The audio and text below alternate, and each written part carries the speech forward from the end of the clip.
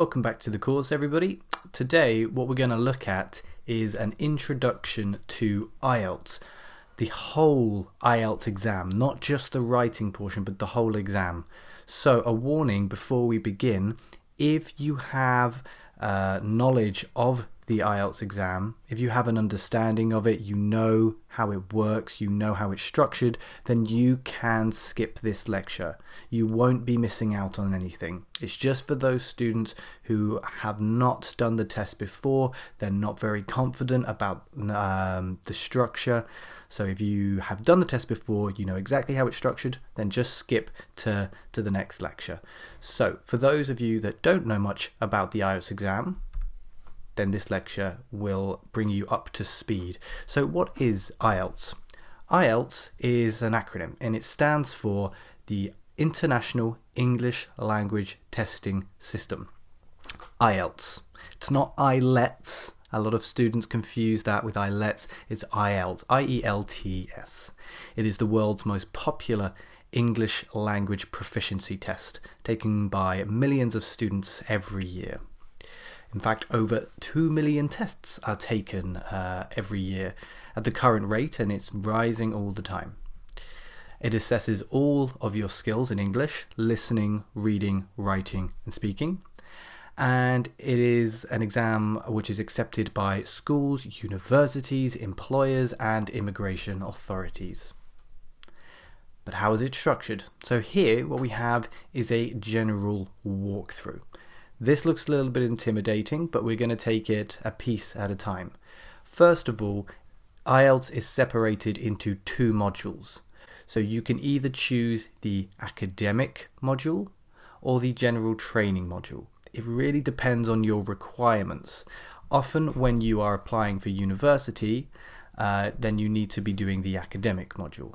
While if you are applying for visas for English-speaking countries, particularly with certain types of work, then you'll probably need the general training.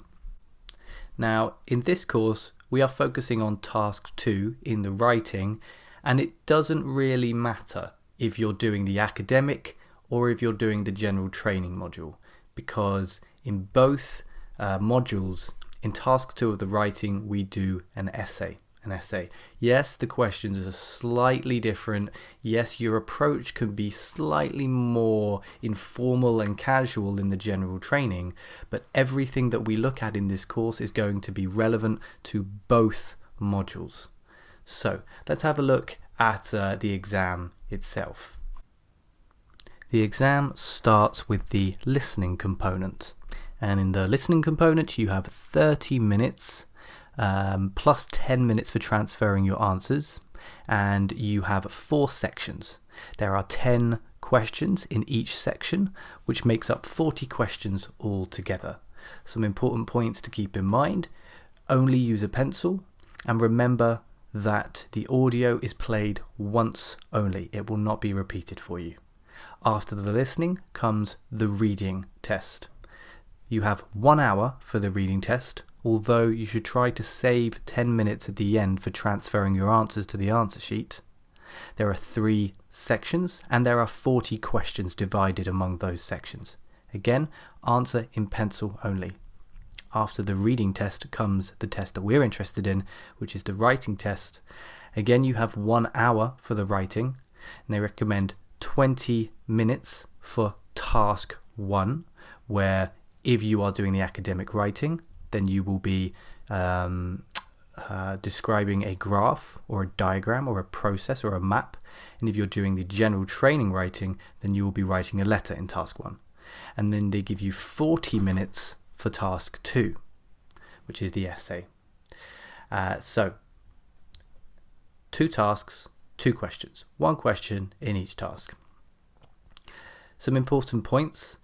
For task 1, the minimum word count is 150 words. There is no maximum, but as we will speak about, it's good to try and keep it as close to the minimum as possible. So 150 words in task 1 and 250 words minimum in task 2. Finally, the speaking exam. This takes roughly 11 to 14 minutes depending on your answers and depending on the examiner.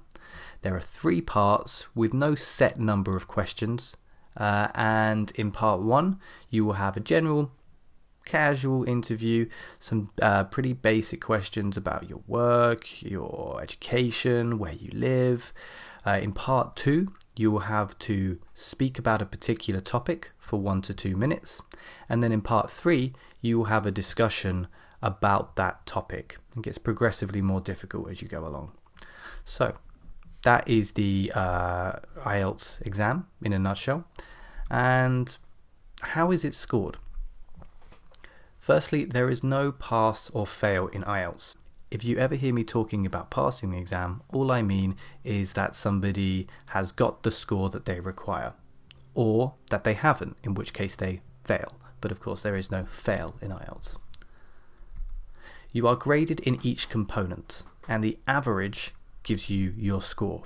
So let's imagine you have a 6 in listening, a 7 in reading, a 6 in writing, and a 7 in speaking. So your overall score is a 6.5, as that is the average of all 4 components. IELTS scores are valid for 2 years after certification. Keep that in mind when you are applying for immigration or applying for universities. Some people forget about that. If you know your CEFR score, C2, C1, B1, B2, then you can apply it to this little table here where you can match up your expected IELTS band score with your CEFR score. Finally, IELTS score requirements. Different institutions require different scores. So look at this as a general guide, not as a comprehensive and perfect guide.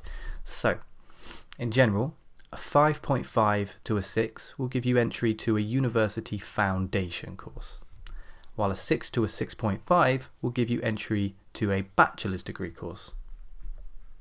A 6.5 to a 7 may give you entry to a master's degree course, and a 7 and above, these scores are typically required to work in English-speaking countries in professions such as medicine, law, accounting, and academic research. But as I mentioned, different institutions will take different scores, so do make sure you research and find out exactly what you need in order to apply for your chosen institution or visa.